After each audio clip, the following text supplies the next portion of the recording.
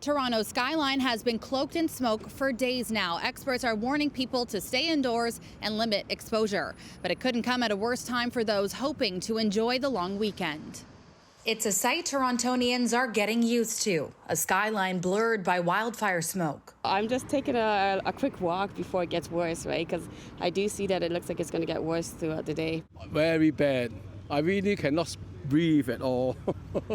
Went for a run the other day in the morning. I only realized afterwards that it was actually bad air quality. Doesn't feel too bad. Been walking around for like an hour now.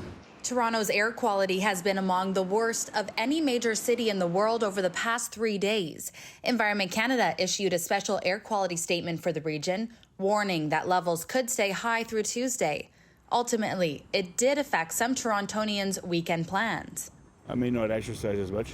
As you can tell, I'm an old lady, so I'm minding it. I had a mask. People have done this themselves with, the way things are going. The earth is all overheated, so I'm glad I'm not involved in losing my property over it, Feel sorry for the people. Health experts say there are some risks involved.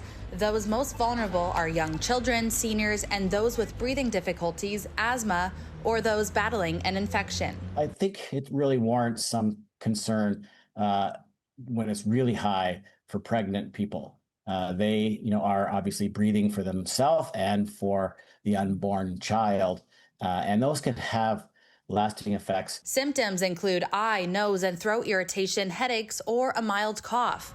Chest pain and wheezing are also possible. There's more and more talk right now of evidence that's been out there around how it can even affect our cognitive abilities.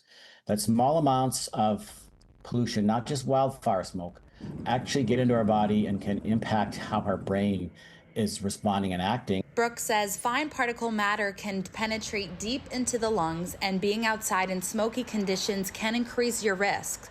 Experts recommend using air conditioning or an air purifier at home, or heading to the mall or library or any place that's considered likely to have clean air. Another option would be wearing a mask.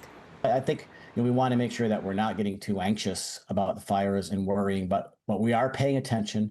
We are realizing that this is one way that we see what climate change looks like. And we should be all doing our part, because this is something that's projected to get worse. Environment Canada says if you do experience symptoms, it's best to limit or reschedule activity outdoors and stay inside. In Toronto, Catalina Gillies, City News.